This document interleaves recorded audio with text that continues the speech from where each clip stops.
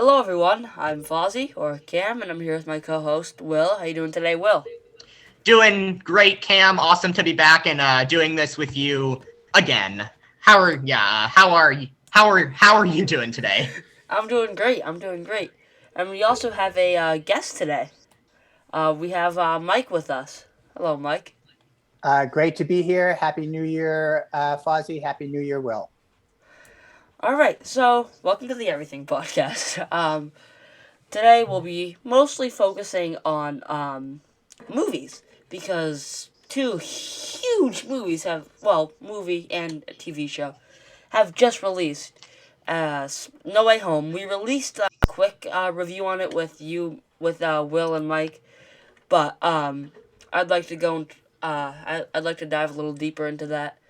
And season 4 of Cobra Kai has also released, so I think we can give our theories on that.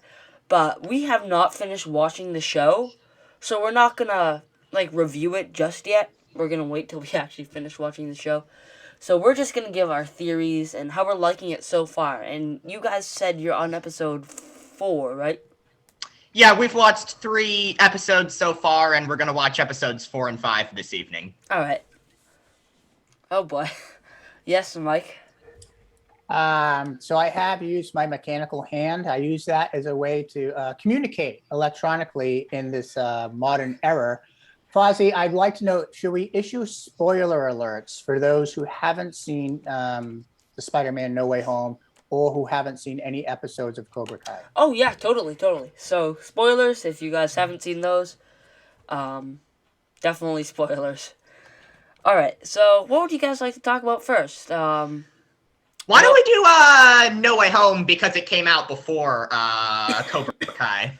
All right, works for me. So Will, all right. Let's start off with a quick rating of it. Out of 10, Will, what would you give this movie? I mean, look, saying 10 out of 10 is kind of crazy, but Yeah. I'm gonna go 9 out of 10. Cam, not that I have any complaints from saying that it could have been done better in any other way. I'll just settle on a 9 out of 10. All right. I want to hear this though. What is a movie that you would give a 10 out of 10? What is that perfect movie that you would give a 10 out of 10? To be honest, I'm not quite sure. I mean, I don't know if I'd give any 10 out of 10. I mean, I would say kind of, 9 out of 10 would be maybe the highest just because, nothing in life is perfect. All right. What about you, Mike? What would you give No Way Home?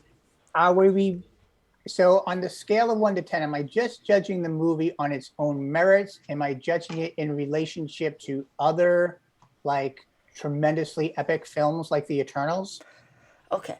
So Oh my god. Here we go. Go ahead, Cam. Go ahead. okay, so let me just clarify. The Eternals, I just don't think it was a good movie, and I think you agree with me, Will. I mean, it was fine. It was fine, but it was I think it is good but not epic. yeah, epic is a little too much. I mean, it was. I think it was longer than it should have been. I think it was just meh. It didn't. Epic. I consider it an epic and visionary film by an Academy Award-winning epic and visionary filmmaker. But that wasn't your question. So in fairness of staying on topic, Fozzie, and honoring the format here of the Everything Podcast, I am going to give Spider-Man No Way Home a 10 out of 10. Wow. Okay. It is an Olympic perfect score, perfect landing. In the Olympics in gymnastics, you're judged not for just for execution, but also on kind of the beauty of what you're presenting. And I thought they had both of them perfectly in alignment. They nailed it. They nailed the ending. It's everything you could want for a Marvel Totally. Cinematic Universe. And That's how I saw it. I feel like this movie. I feel like the Home trilogy, if that's what you want to call it, Homecoming, For sure. Far From Home, and No Way Home. I feel like that series, that's just setting up Spider-Man, because now that Peter had his sort of Uncle Ben moment in Aunt May, I think he's ready to be Spider-Man, and I think he can start like I think this was just the beginning. So I'm super excited to see where this goes, and I'm I was amazed by this movie.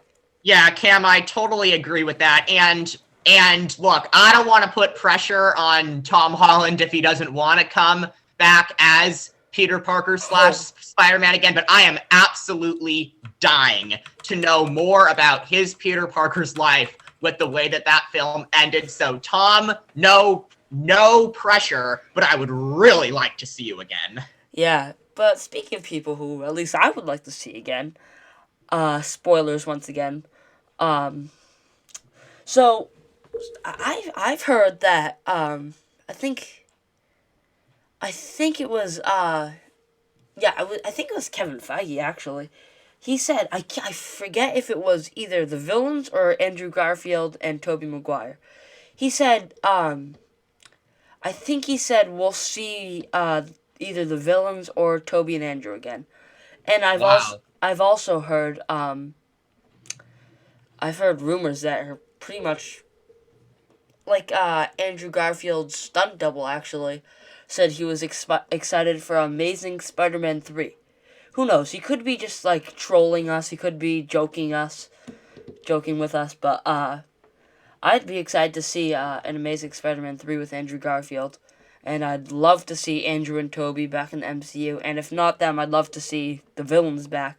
Because Willem Dafoe had one of the best performances ever. Amazing performance. Just fantastic. Talk about embodying a character and having the laugh and just the evil voice and the evil menace of the Green Goblin down to perfection. You know, I feel like Willem Dafoe would be a good Joker. Don't you think? He would be a good Joker. Good point. Good point. What do you think, Mike? You know, the Joker had been so, you know, he's been defined by other classic actors, Jack Nicholson, and then a couple years ago, was it Joaquin Phoenix who played him? Yeah.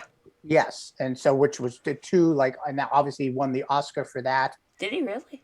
I believe so. To bring someone back as another Joker right now would be big shoes to fill, which was Andrew's problem filling for Tobey Maguire, because you were unfairly judged against another series that had been a huge success. I am, though, hearing fuzzy rumors of Andrew Garfield returning in Spider-Man. I'd love to see that. Because you know, he's a great actor, you know? And I feel like yes. I feel like the reason that the Amazing Spider-Man series wasn't as successful is because I feel like they just didn't have great writers. You can tell by the story. And I think Andrew Garfield, although he wasn't given much to work with, I feel like he was the best part of those movies. Yeah, he was excellent in those. Like, here's my take. Like, The Amazing Spider-Man 2, I think, you know, you could poke holes at that, and kind of like Spider-Man 3, say there were kind of, you know, too many characters and too many storylines going on. But I think The Amazing Spider-Man 1 would have been looked at as a great Spider-Man origin story movie if Spider-Man 1 with Tobey Maguire had not already come out following a similar storyline. Yeah, I agree. I feel like they could have changed it up a little bit more, but I loved it. Also I couldn't finish watching Amazing Spider-Man 2. I was not enjoying it. Mike, you have your hand raised. Thank you. I'm just trying to follow the norms using my reaction buttons here on the Zoom telecommunication video networking system. I believe that if The Amazing Spider-Mans came out and there hadn't been the 3 Tobey Maguire Spider-Mans before that, that they would have been received huge. Those films, I think, were extremely well done. I think that Spider-Man 2 has a drop-off near the end of it. It's about half hour too long, and it goes in too many directions. But outside of that, I thought Andrew Garfield's performance was great. I loved his relationship with Emma Stone. And I thought they were dating in real life. Yeah, they were. You can feel that chemistry. Yeah, for sure. And also, though, I loved Martin Sheen as the uncle and Sally Field as the aunt. I thought they were very believable. But the problem was you had Amazing Spider-Man coming out not that far after the other films had been there. You had to go back and redo the origin story again, which everybody had already seen. So they had the odds stacked against them. And that being said, when I saw Amazing Spider-Man, I was like, wow, this movie is excellent. What are people talking about? And I thought it had the best aerial sequences. I think the best aerial sequences are in the Andrew Garfield. I think the Amazing Spider-Man franchise has some of the best CGI in any superhero movie. It has great CGI. Yeah, it looks stunning. Yeah, no, I totally agree. And I was like, when I was watching Spider-Man fight Electro at the end of The Amazing Spider-Man 2, I was like, oh my gosh, this would have looked so great on the big screen. Oh, yeah, for sure. And also, one quick nitpick thing. Electro, I don't think Electro knew who Peter Parker was. He did not, no. So, then how did he get there in No Way Home? You know, Cam, I was kind of thinking about that myself because, like, Doctor Strange is saying, like, people who know Peter Parker is Spider-Man are coming through. But that's a great point because if Electro, aka Max Dillon, did not know that Peter Parker was Spider-Man, then how would he come through, as part of the multiverse in Spider-Man No Way Home? That is a great point. But that's just some nitpick thing. I feel like no one really cares at the end of the day. It's still one of the best movies of all time. Oh, well, yeah, and it doesn't stop it from being one. Also, so J.K. Simmons, I know he reprised his role as, if I'm pronouncing it right, J. Jonah Jameson of the Daily Bugle. My one nitpick with that, I'm like, he's in the entire movie. Why wouldn't he not, why is he in there the whole time? Wouldn't he show up, after Peter tampers with the spell? Why is he in there the whole time? That was something that confused me. Yeah, I guess. Yeah. I guess. I see that. Oh. Are you okay, Mike? I was confused by that as well. I think, when you construct a film as layered as that, with all these elements of the multiverse, there can be some inconsistencies. Off screen, Will and I have discussed this before. I believe the screenwriter and director knew about the inconsistencies, but decided to go with it anyway because it fit in so well within the story structure. And like Fozzie was pointing to, this isn't about getting in and nitpicking every little accuracy of different times. It's about entertainment. It's about art. It's about action. And I want to make sure when we're discussing Spider-Mans that we don't sell my favorite Spider-Man short. My favorite Spider-Man, and my heart warmed the second he came on the screen, is Tobey Maguire. Now, let me just answer this really quick because, Mike, again, I don't disagree with you about, him, being, a favorite Spider-Man, for instance, but I'm just, again, why don't you tell the audience here, again, I'm so fascinated, I'm sitting there watching Tom and Andrew and Tobey and No Way Home, and I'm enjoying each and every one of them. No one, stood out to me above the other. Just again, I'm just kind of fascinated how you watch No Way Home and you're just like, Tobey, he's my favorite. Just like that. Yeah, thank you, Will, for pointing that out, because I want to say I don't believe there's one actor who triumphs or dominates or their performance is stronger than another actor in No Way Home. I think all three of them bring their A game. They hit everything perfectly. Every pitch they hit. I think it just goes back to the original three Spider-Mans where I connected with Tobey Maguire's performance on such a heart and soul level. There's a quirkiness to his acting style that brings a real humanity to his performance. So when he turned up on the screen some 20 odd years later in that performance once again, I just think it struck a memory chord with me. Well, then, how did you feel in Spider-Man 3 when we saw Bully Maguire dancing across the street and eating cookies? I thought that was a great performance. 3. Yeah, great performance by Tobey Maguire in Spider-Man 3. Spider-Man 3, I was expecting it to be just a train wreck. Me too. Based off the reviews, and I'm like, that's not what I saw. Were there flaws in it? Sure. But was it an entertaining movie that I've thoroughly enjoyed? And if I had seen it on the big screen, would I have loved it? I think so. I think I would have. Okay, so let me ask you this.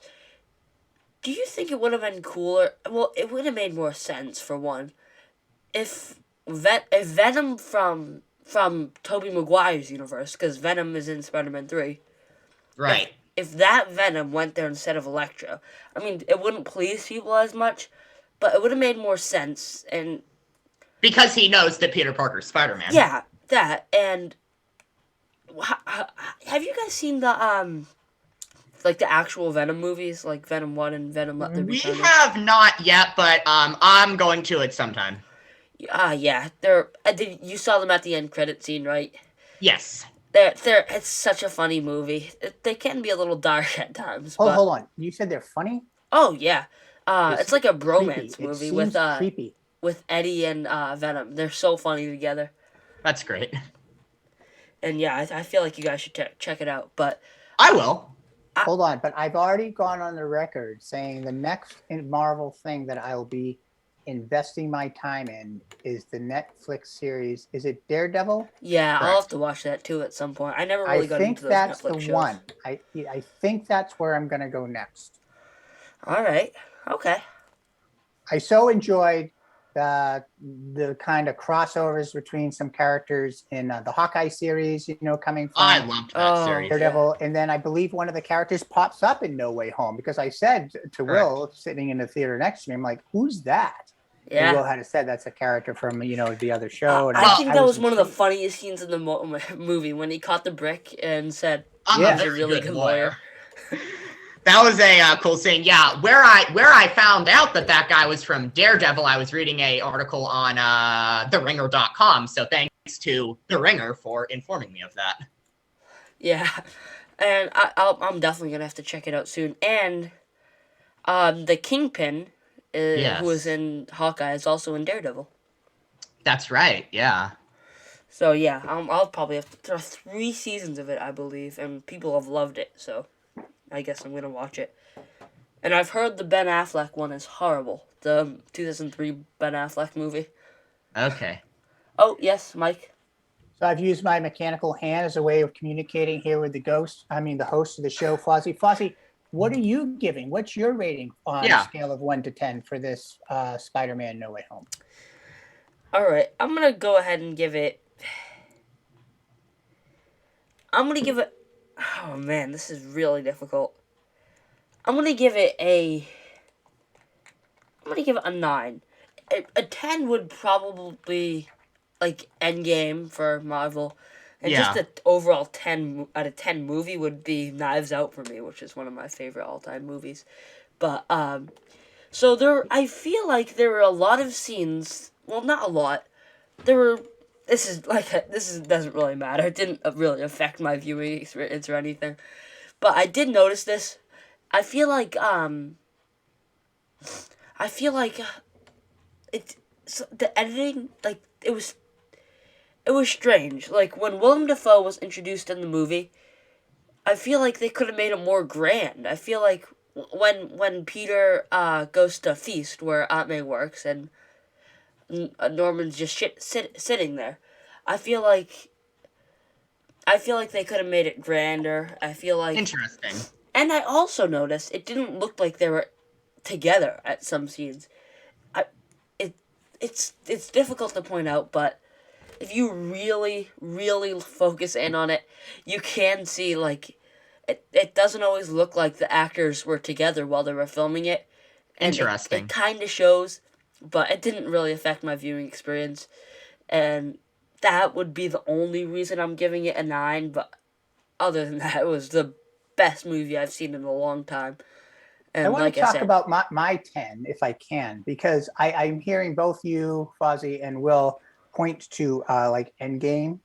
Well, Will said there might not be a 10, and I heard Fozzie said that's a 10. I still think Endgame is the defining film in the MCU. Totally. Right. So but I'm not. So what I do is, because if I was going to rank a list, Spider-Man No Way Home wouldn't be higher than Endgame. Endgame would be a 10, but I almost gave my assessment of Spider-Man on its own, my viewing experience, could it have been any higher with watching that film? I'm like, it couldn't be. This is everything I come to the movie theater for. That's where the 10 goes in.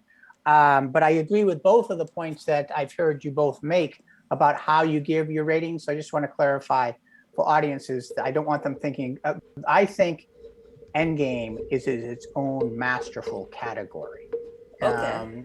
And Spider-Man No Way Home is different than that.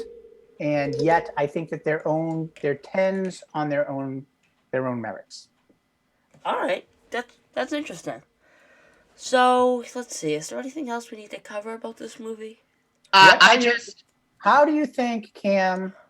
Do you think that Spider-Man No Way Home is really kind of borrowing or stealing or paying homage to everything that came before it in the Eternals? How are they even related? That doesn't make sense. That's just Well, they're juggling lots of story arcs and they're using tremendous visuals. And of course, they're having to integrate people across different storylines. And I think what probably the creators of No Way Home learned it all from the creators of the Eternals. I'm just not even going to respond, Cam. Yeah, that's a little ridiculous. Yeah, I will say the actual final thing that should be said, and that is because, you know, he's the main character and he's the heart of the film.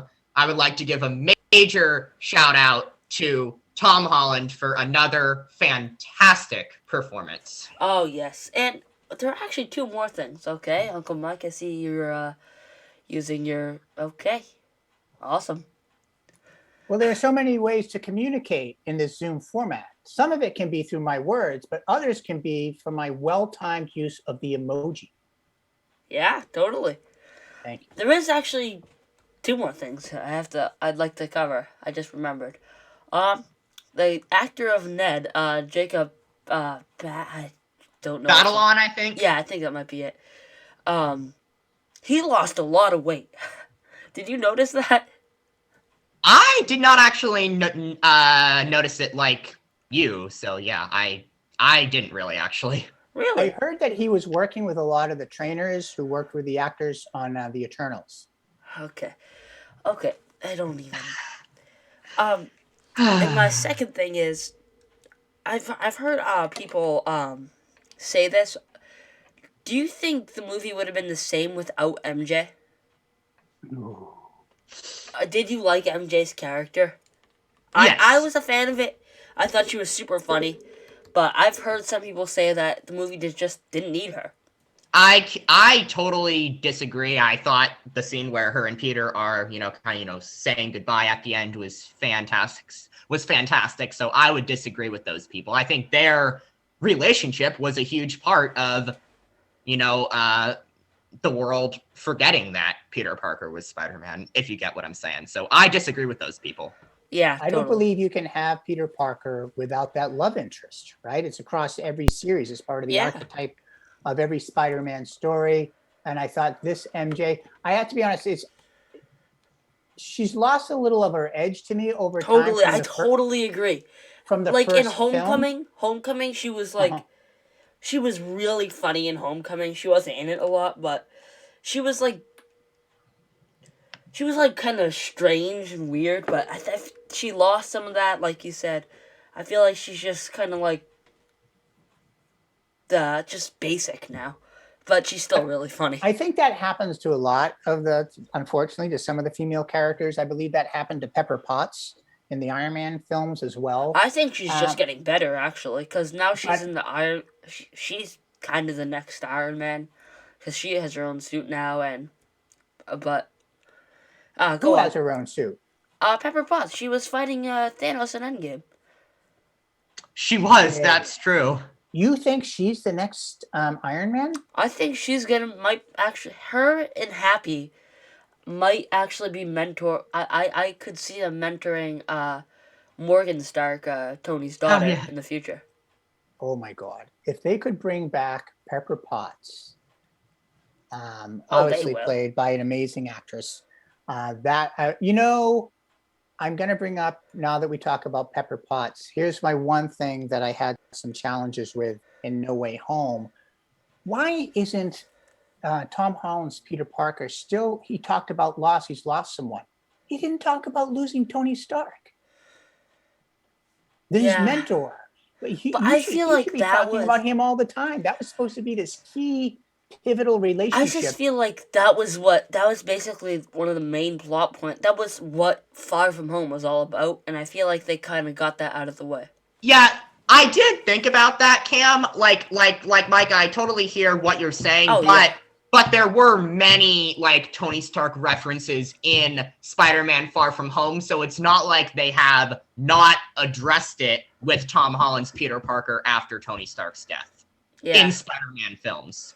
I think there needed to be a Tony Stark moment in No Way Home. That's just my opinion, especially because Happy's still part of the scene. The suit that he's wearing, he's only wearing, and he only has because of Tony Stark, and there just needed to be something there. I have this other rant kind of against in the post Endgame pieces that I've watched. I don't think people are traumatized enough by the blip, and they're not, and not that they have to be, but I sometimes think they don't mention that enough. I saw this is a little bit random, but at the end credit scene for this movie, No Way Home, the bartender seemed very upset that he lost his family. I will say. I like when they have those moments. I wonder why Tom Holland doesn't reference anything from his blip time. You hear him once talk about something he did with Doctor Strange, right? Where the hell were those people during the blip? What went on there? I want more. That could be another chapter that they could explore in Marvel, is what happened to these people, where did they go, and what did they do? Well, in Hawkeye, it showed Yelena. Yes. She got blipped, and it just showed she was there. 5 seconds later, she's back. Yeah, do you think that's what she felt? Do you think she was just there, and then she just walked out, and it was like 5 years later? With the way that they did it, I did actually kind of, think that, Cam, with just the way that they did it. And and she didn't say anything about like, oh my God, I was gone for 5 years. I was in this and this and this place. It was just blip and then a quick comeback. So Mike, she may have actually not really gone anywhere. But Peter Parker in Endgame talks about being gone to Tony Stark and about things him and Doctor Strange did during the blip time. Really? What does he say? He's like, and Doctor Strange was doing his spinny, swirly things. He talks about it. I thought he might have actually been referencing, like, Doctor Strange doing those things before they blipped, but maybe I'm wrong. I believe it's during blip time, but you know what? I could be wrong, too. I'll look into that, actually. So going back and re-exploring, because now how about when Captain America, does he get blipped? He doesn't get blipped, though, does he? No, he doesn't. But when he goes back... But he goes back in time to spend time with the woman that he loved. Yes. So many plot lines. So many plot lines. We could talk Marvel forever. But we can't. So we're going to move on to Cobra Kai. Were there any last words anyone had about the Eternals? No, man. I was very pleasantly surprised. I'll give you that, Mike. I really, really was. I was expecting it to be much worse than it was, and I didn't expect to be walking out, saying that I thought it was a, very good, well done movie, but here I am. So, Mike, I will say that I was very pleasantly surprised. I am going to predict that the Eternals will age well. It was not the movie that the Marvel fans were expecting. And because of that, I think they approached it differently, almost like they approached the Amazing Spider-Man movies differently through this lens of expectations. I think the Eternals will age well and will be seen over the years as a more successful film than it was received. All I'm going to say is that I don't think it's the worst Marvel movie, and I don't think it should be the lowest rated Marvel movie. What is the worst Marvel movie, Fozzie? Okay, so there are a few that I'm not a huge fan of. Like, the first two Thor movies, I know you love the first Thor, and it's okay. but it doesn't really do anything for me, and it's obviously necessary. But especially Thor: The Dark World, I'd say definitely Thor: The Dark World is just worse than Eternals. I think it's boring. I feel like it just doesn't really need to happen. You know, Is that the worst? Do you have that as you said the worst? Though, what's your worst? If you had to give one film, I'd either go with Iron Man 2, Really? Okay. yes, or Thor: The Dark World.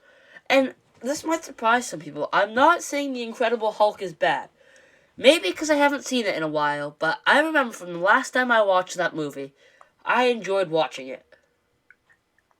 so I haven't. That's one I haven't seen. Really? I didn't know if that was officially considered part of the MCU. It was totally. It was it's the 2008 one, Yeah. not the 2003 one. We don't But even. what about you're talking the one with Edward Norton? Yes.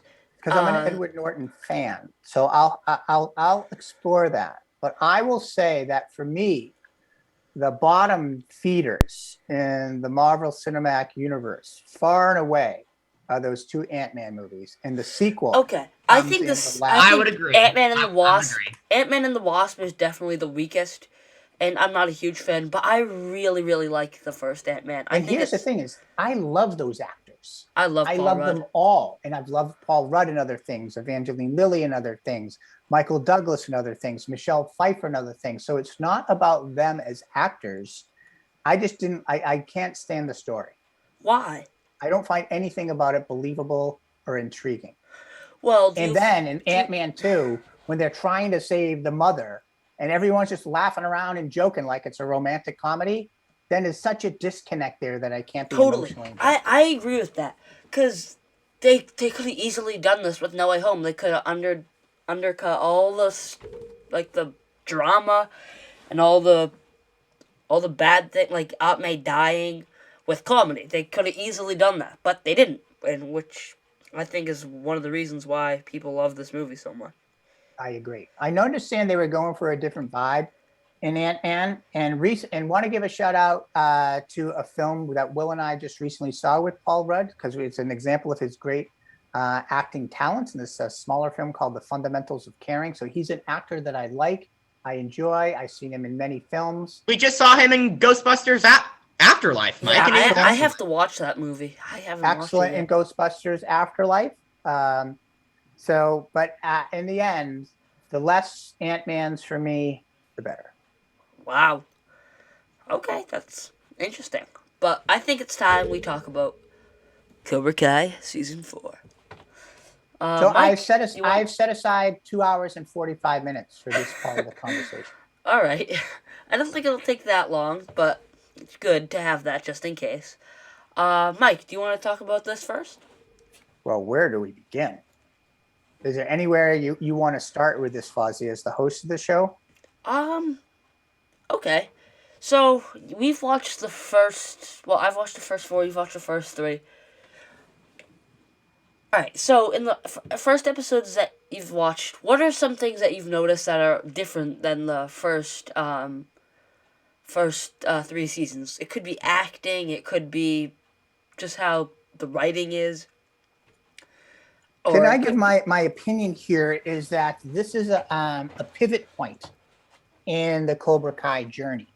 And from my research and my readings is that the creators of the series have this story mapped out over multiple seasons. So it's not a 4th season, and we already know it's been picked up for 5 seasons, and I'm not even sure that's the end game. So what I saw is a pivot point in starting to develop different story arcs.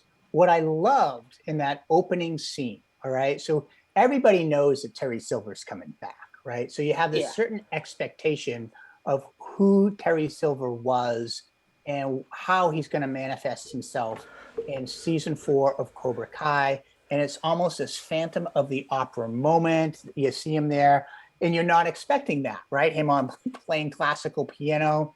And then the call comes in. And what are you thinking? Kreese and Silver reunited. And that they subverted expectations and gave you a total different window into the world of Terry Silver, a.k.a. Terrence, I thought was brilliant. I just want to say that. I so what agree. it's saying That's to you a is good point. we're bringing this into a different direction. They always subvert expectations on this show, and they always give you someone's backstory to make them far more human. But I don't know if it's the most shocking thing to me, but I always thought the most underutilized and maybe error of a character over the first 3 seasons was the second child in the LaRusso household. Will is his name? I thought it was just gonna be a Yes. joke. I thought Right. it was a Yeah. joke. I thought that the creators just realized they made a mistake and removed him. I But- totally agree. I thought the character, like one time I thought, oh, this character's so bad, we're just going to send him away for a season of But summer. I did notice this when they did the previously on, like when they showed what was happening. They actually did. Like there was one scene where the son was actually there, and they like focused in on him for a while on the previously on. I don't know. Maybe they were trying to hint that to us, but But how they're bringing in Anthony now. And then, the LaRusso narrative is always this is a family that's been bullied and they rise against the challenges of their bullied situations. But now we have someone living with, and I include Amanda's been bullied as well. I include Anthony in that family system. And now he is in a setting where he is actually the bully is brilliant. Brilliant from a story writing perspective. It's something I totally did not see coming. So I also right out kind of of the think gate, of as much as I love the mother, she is so funny in the Cobra Kai. She's one of my favorite characters. I think her and Sam are also bullies. Really? Mostly against Tori. Well, yes, that's a fair point, but also to Amanda's credit, like she didn't know about Tori's home life. Now leaving, the bag of food by her door, that wasn't her. But Sam hasn't changed anything. the way I read it, I don't see either of them in a bully situation. I don't but either. I Really? see missteps happening, right? Yeah, And assumptions about who Tori is from them. Yeah. But Tori, along the way, though, let's not forget that she's been the instigator of violence, right, in the relationship between her and Sam. Totally. What I think yeah. sometimes happens with the LaRusso family, even though Daniel comes from a background of poverty, now he's in a situation of privilege, and the family has a situation of privilege, and they sometimes make choices and assumptions based on that. And I think Amanda definitely had that with Tori, and that comment she made when she tried to call Tori's parents, but obviously they didn't call back. No surprise there. Yeah. That's a blind spot for the Amanda character. But it's not a blind spot in how the show is written. They're showing us a window into nobody's perfect on this show. People make mistakes and they struggle with the human condition within the context of this badass pop culture series. That's one of the things I always find so riveting about it. Yeah, wow. That was very deep. I want to say this, and you might agree with you might not agree with me, but I think one of the most poorly acted characters is Samantha LaRusso. I completely disagree. I think she's been fine, but go ahead. I just think Sam is just, oh my gosh, no, don't hurt me, I'm gonna beat you up. She's just, I feel like they didn't really do her justice in casting Mary Moser to play her, and I feel like they could have chosen a better actor, or actress, sorry, to play her. I feel like, I don't think Mary Moser was the best choice. I haven't had any personal problems with her performance and her Really? character, and I love the relationship between her and her dad. Interesting. She has to play her character in a certain way, and I think she does it extremely well. So it's never been anything, Fozzie, that stood out to me as, oh, this is a character that's not well written or not well acted. That's not how it's landed for me.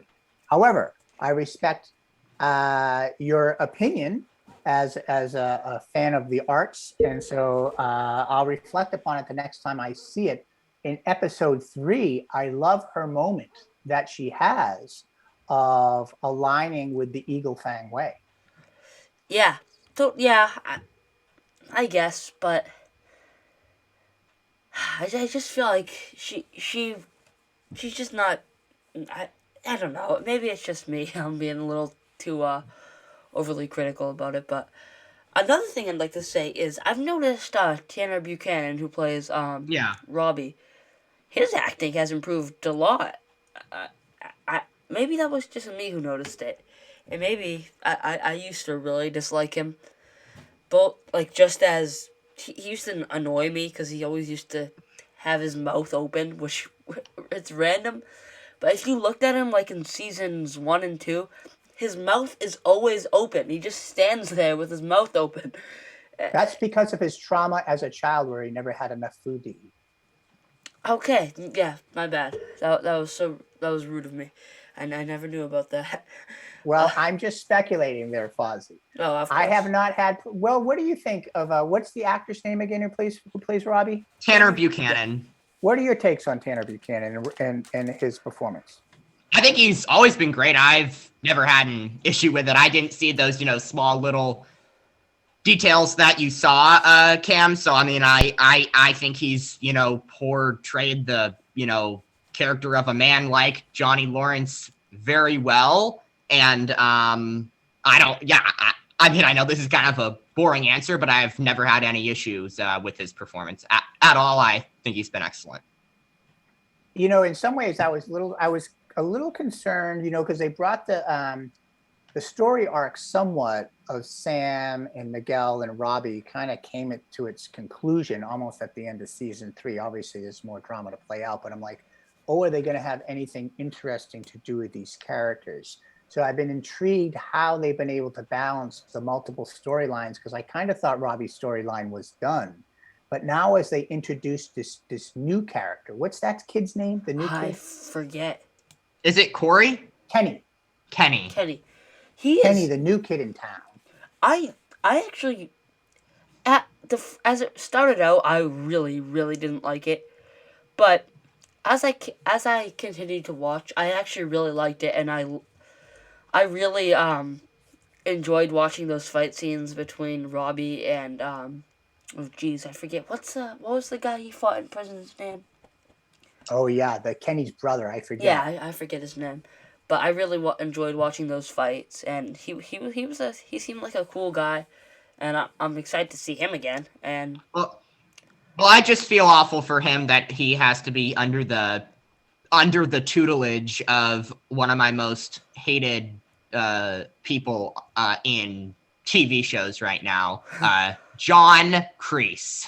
Yeah. John Kreese. You've got Terry Silver. I know he, told him, I'll be there for you, anything you need for the rest of your life, to Terry Silver during the war. So that's where it gets complicated. But John Kreese, you've got Terry Silver. He's gone to therapy and stuff. He's moved on. He's living a better life. And yet here you come bringing back flashbacks and things for him. And oh, by the way, starting to eat an apple before you buy it. I mean, goodness sakes. I will say, my dad does do that. He does he? Yeah, he pays for it, but okay. Well, then I backtrack. But Kenny, I just feel awful for him that he has to be under the tutelage of John Kreese, who I despise with my living guts. And I will say, I was just going to say, in many ways, I was thinking of, this new character coming in. He's going to align with Cobra Kai, but he was bullied. Everywhere along the line, it's like this is a morality play, right? Of what is right, what is wrong, good versus evil. But the line of good versus evil gets blurred, because with this new kid coming in, you're always going to remember how he was bullied. It's just like what happened with Hawk, right? Hawk went on that journey. So will this kid Kenny go on a journey that's similar to Hawk's or not? And then to go back to the Hawk character, has he just lost all of his fire? Like, what's going to happen with him? I'm intrigued on that as well. I want them to do an episode that solely talks about Hawk's character. Just him, only Hawk. Because I feel like that would be really cool to see. Like, how his life is, Yeah, that's a good point. Another backstory I would like to have, so there's Kyler, if I have the name right. Obviously, yes, he's the worst. Very, very evil guy in Cobra Kai. But they have like a moment. I'm amazed that I remember this because it was subtle. But there's a moment in season 2, episode 9, where he's like, if I don't do blah blah blah, my father's gonna shit in my mouth or something like that. That was weird. There you got a little bit of a taste into his life. So I get how like they, probably can't find a spot for it here yet in season 4, but somewhere down the line, and I'm not saying they're not gonna do it, but I would love, and I look forward to the moment where we can hopefully get more of his backstory.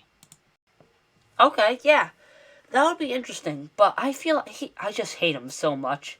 Oh, Cam, I totally agree. I hate him as well. I hate him more than Kreese. I'm not gonna go that far, even though Kreese has obviously lived a life and stuff. But look, I am not saying that I don't hate him. I totally agree with you. I think he's an absolute ASS. But I would love to know his backstory just to find out more about why he's such a evil guy, which you got a taste for in season 2. But I would just love to know more about his life.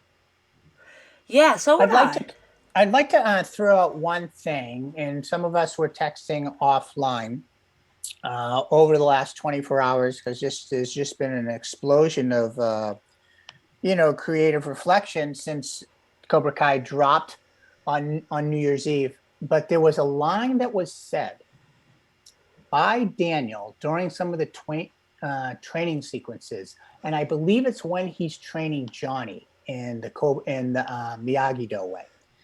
And the line, and which I read, I believe, on vulture.com, either them or Den of Geeks, they said that line was actually used by Mr. Miyagi in the next Karate Kid.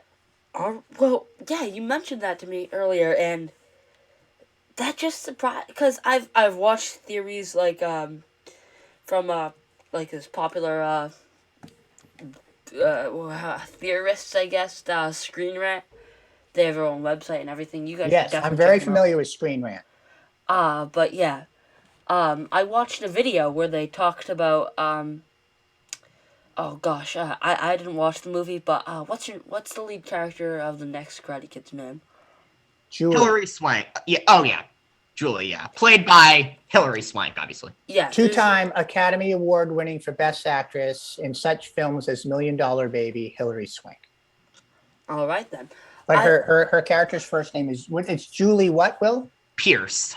Julie Pierce. There's a video from Screen Rant that just talks about how she could possibly return to how she could possibly go into Cobra Kai. So I'll send you guys that video to check out.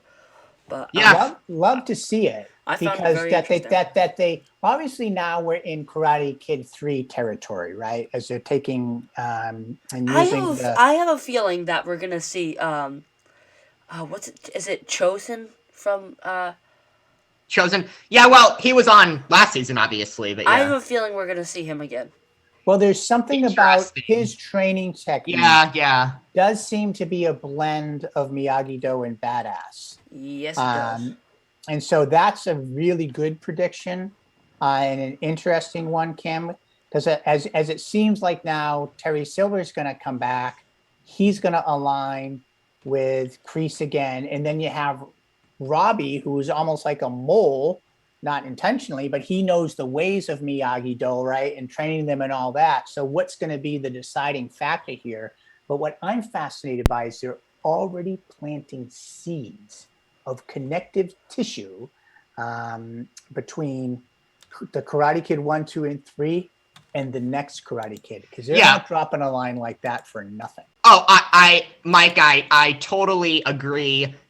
And you kind of see the pattern. I know there's been 4 seasons, but for instance, like seasons 1 and 2 may be kind of more karate, the first Karate Kid movie, but then season 3 they bring back characters from Karate Kid Part 2, and then now in season 4 they're bringing in Terry Silver from Karate Kid 3. So you just kind of are starting to see a pattern. And Mike, I totally agree that line wouldn't be dropped for nothing. And I have a speculation that Mr. Miyagi introduced Daniel and Julie to Oh, I bet.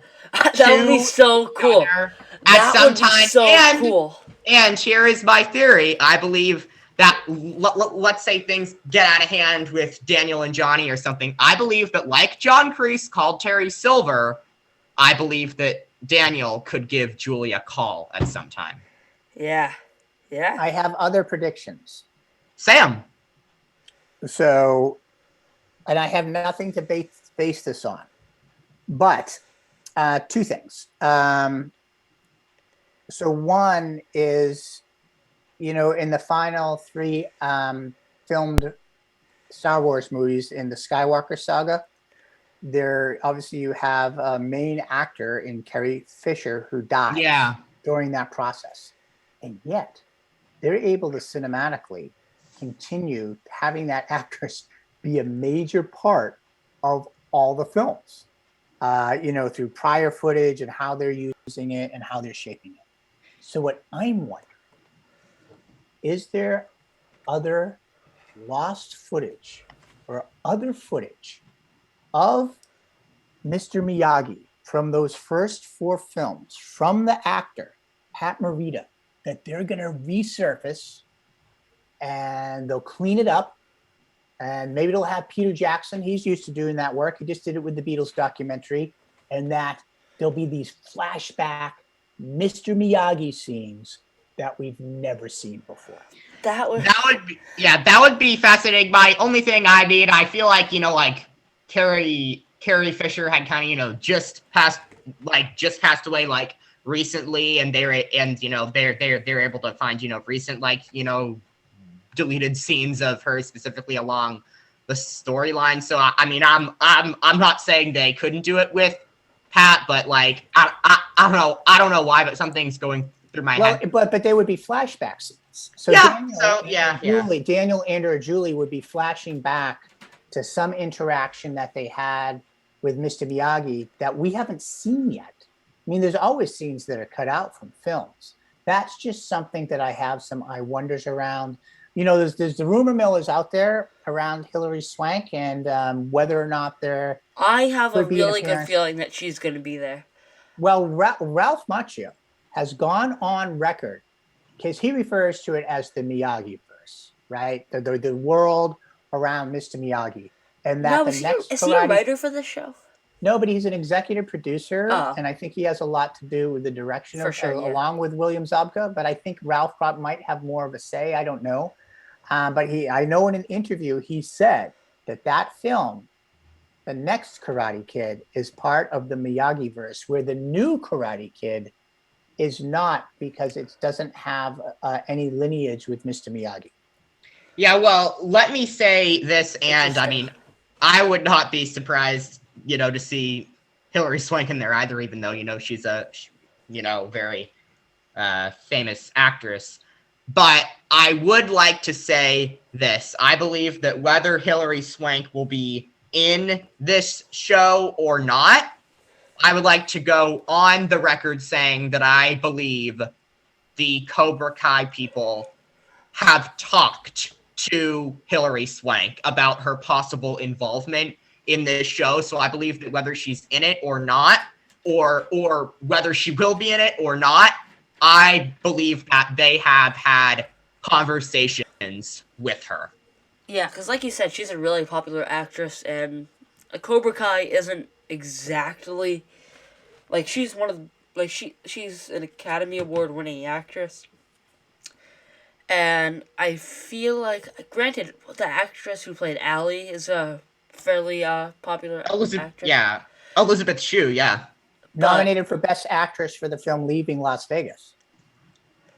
Was she? I had no idea. Yes, she's been nominated for Best Actress before. So people had that thing around her, was her pedigree as an actress beyond kind of the pop culture stature of Cobra Kai. But what's happening with Cobra Kai, in my opinion, is it's gaining momentum and it's gaining stature and influence. And fame. And fame. Right?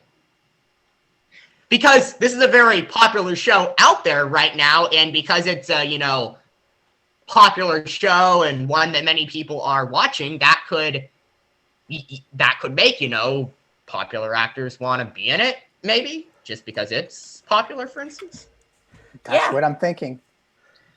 I want to know from Fozzie and Will, do you believe that the Lawrence LaRusso partnership is going to continue and sustain? No. I'm liking the signs that I'm seeing from them, but I'm going to have to say no. But then Cobra Kai always surprises me. I just think the show, could struggle to go forward with storylines if they had their relationship continue like this forever. So I'm going to have to sadly say no. Cam? I agree with you. I think story-wise, it wouldn't, it just wouldn't work. So I totally agree with you there. I think there is the possibility of this season coming to a close with a heartbreaking ending. One that we as fans, it's like it's more on the tragedy. And because that's what I'm thinking. I think remember, we haven't even seen the Mike Barnes character. That's the one that Daniel LaRusso fights at the end of Karate Kid 3. We haven't even seen that character introduced. And unless the actor who plays him is dead, unless the actor who plays him is dead, I guarantee he'll want to come back because his career hasn't flourished since his time in Karate Kid 3. So it'd be a prime opportunity. So there's still so much terrain to happen. I believe there'll be a division of ultimately in the LaRusso and Lawrence alliance, and that things are going to start falling apart, and there's going to be more darkness before the dawn, and the seeds of light that will start shining to have the phoenix of Miyagi-Do rise from the ashes. Jeez. Is going to be that Julie character. Well, that's a lot right there. But I think it's two seasons out. I would actually love to see that happen. I think it's needed. Yeah, kind of along the lines of a heartbreaking ending. Here is my concern and why I think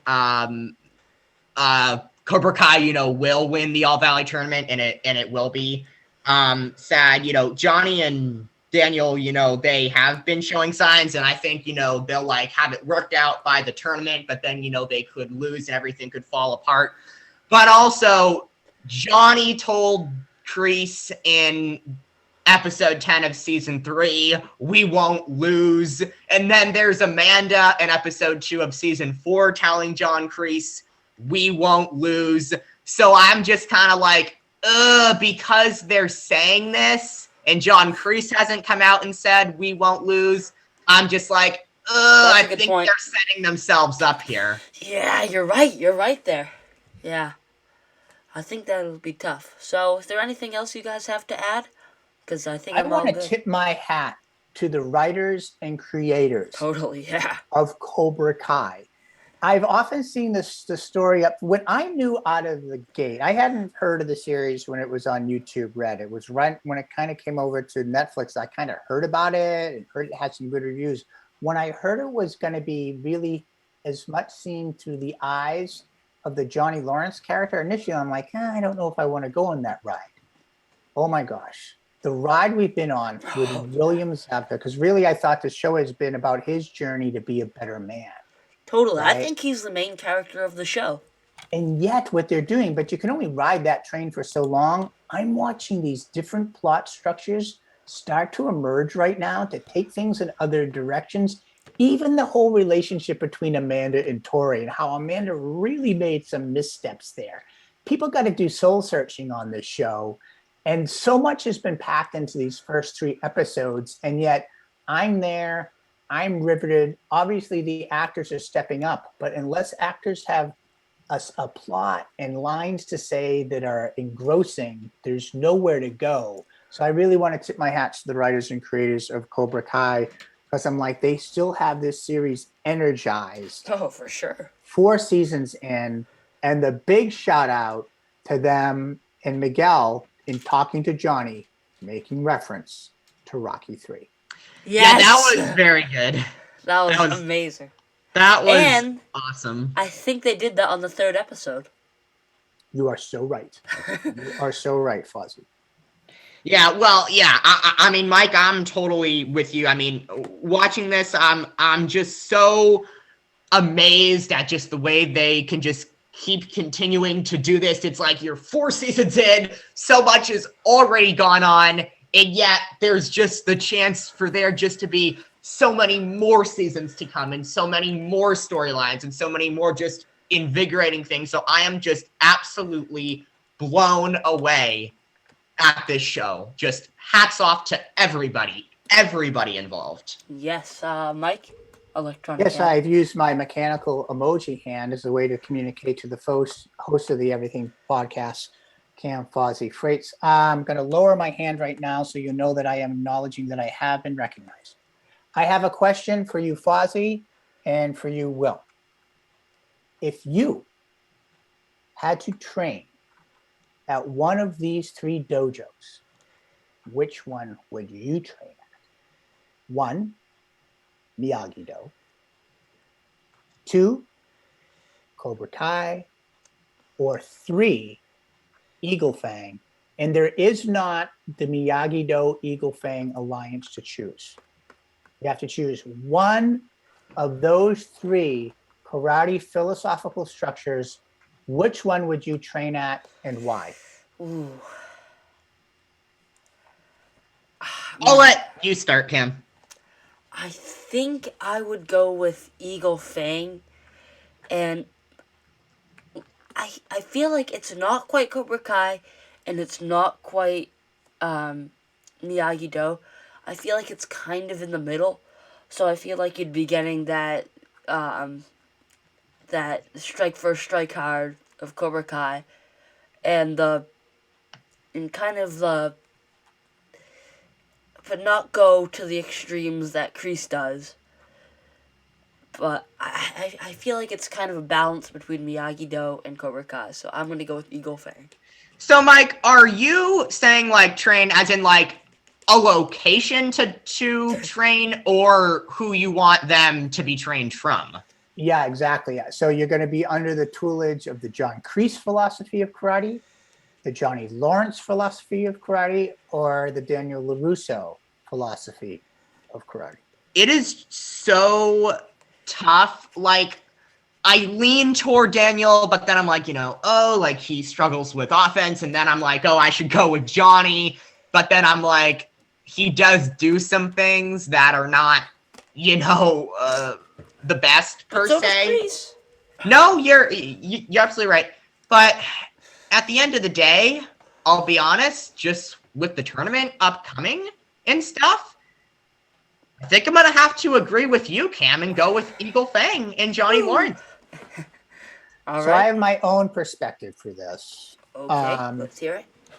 Well, I think if Mr. Miyagi, right, was the teacher at Miyagi-Do. Well, of course. I'm choosing Mr. Miyagi. Well, let me just say this about Mr. Miyagi. He outdoes everybody. This is a guy who in Karate Kid 3 goes in and beats John Kreese, Terry Silver, and Mike Barnes by himself. Like, that's who we're talking about here. This is the absolute karate mastermind here in Mr. Miyagi. So, of course, every single time that he is to choose from as a teacher, no one even comes close. And I get, you could say, but Johnny would teach you more about offense, but still, this is Mr. Miyagi that we're talking about here. So anytime that he's available, I'm taking him. As would I. But he's not available now. So in the end, the philosophy of being a badass without being an asshole wins out to me. I think I'd throw my chips in with Johnny Lawrence because it's a mean world out there sometimes. Right, and just with how just evil and just the dirty tricks that Cobra Kai plays, Johnny Lawrence's style, I feel like, will get you more ready for that and have you more ready to protect yourself instead of being all defensive like Miyagi-Do and Daniel LaRusso. Yeah. It's a hard decision, though. It's a tough decision because I think I have better quality of life studying under Daniel LaRusso. For sure, But yeah. but for competition, I think in the end, oh, Cam, I know this is going long, but I do not think we can end this podcast without shining a spotlight on the kick-ass karate scene that Daniel LaRusso has had, the best one in the 4 seasons of Cobra Kai. After the hockey game, when he lays That down was those 5 guys, awesome. that Mike, go, Mike. Sorry. No, I'm listening, Will. No, I was just gonna say, I don't think that was just his most kick-ass fight in all 4 seasons of Cobra Kai. I think that's the most kick-ass thing he's ever done in his life. I'm going that far. I am going back all the way to the Karate Kid film in 1984. I have never seen him like that. And shout out to Johnny Lawrence for teaching him, to have that, badass, more offensive nature. Mike, I had never seen him like that before. I think that's his most kick-ass fight sequence ever. Well, the Daniel LaRusso style of training is balance and inner peace and defense. And the Johnny LaRusso style of mentoring is badass, and more badass. Which is what you read in a article as well, Mike. I absolutely did. Well, I think we've said that all that's need to be said about Cobra Kai and Spider-Man No Way Home. I think so too, Cam. Mike, any last words? Well, I just appreciate having the opportunity to come on the Everything podcast and really enjoy, Fozzie, the platform that you have created here and an opportunity to talk Marvel and Cobra Kai with you and Will. What better way to start 2022 in the right direction? And I'm getting ready because this evening I'll be strapping on my black belt for a double shot of Cobra Kai. After this podcast, I'm gonna try to go for 3 or 4 episodes. That's awesome. And Cam and Mike, no pressure, but I would love to get back together. For sure. All 3 of us again when we have finished season 4. Totally. I can't wait. And thank you for watching us, fellas. Our subscribers, thank you so much. And sorry we haven't posted in a while, but we're gonna get back to once a week. Thank you guys so much for watching, and have a great day. Goodbye.